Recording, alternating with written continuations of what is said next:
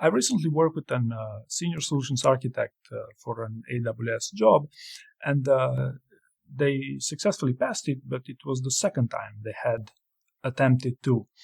And in my experience, this is quite common as a scenario to pass Amazon interviews. And I wanted to explain you a little bit as to why the second time you're far more likely to pass than the first. And of course, the second time you're going to apply, you're going to take it more seriously, but I believe there's a bit more to this. And actually, I believe there's two avenues to consider here. The first big avenue that people underestimate is that many candidates, many of you would assume that you can bluff these interviews. And why would you assume you can bluff? Basically, to not take it serious, to not prepare at all for this interview, still pass it, because probably you were successful previously in passing interviews because your other employers didn't take these things seriously, or because you didn't have to take any serious interviews as of recently.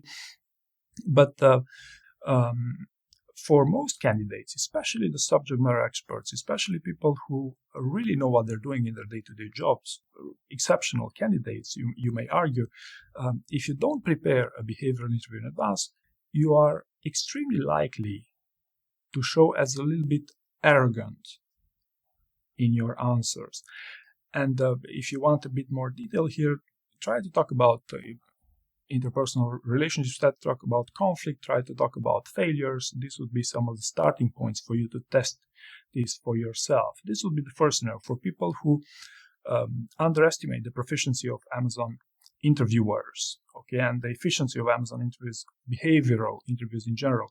The second thing I like to talk about here is people fail these interviews because they simply underestimate what it takes to prepare them. Okay, and here, I only have 2 pointers to talk about. First is you underestimate the time it takes to prepare your actual story bank or your stories, because truth be said, it's not just, writing a few stories here and there and, calling it a day, but it's also a little bit of revisions throughout those stories. And maybe, there's this thing of preparing 2 or 3 stories for each of the Amazon leadership principles which apply to your role. And, long story short, it is a pretty time-consuming process, and not many of you have this willingness to invest the time in preparing your actual answers or ideally stories. Okay, and the other side of things where people seriously underestimate these things, and I found that even sales roles would underestimate the effectiveness of this technique, would be to role play them.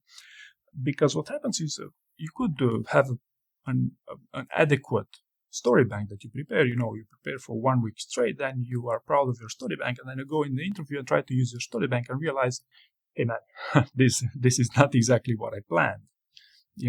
Because unless you role play what you prepared for, and by the way, including for sales roles, unless you role play them with someone, you will be surprised what it gives in an actual interview setting, right? So I believe these would be the key reasons that I hope you're gonna take seriously, even if you're going for an Amazon interview for the first time. So first of all, if you try to see how your answers sound, because most of the time, if you speak your answers out loud, you will figure out if you're arrogant or not. Especially talking about conflict, many people put the blame on someone else or the company or whatnot. Do you have a story bank, and did you role play for your job interview? This would be the 3 pointers that I wanted to highlight here, and I believe these are the significant reasons for which a candidate would be far more likely to pass an Amazon interview. So I hope you found this useful, and thank you very much for watching.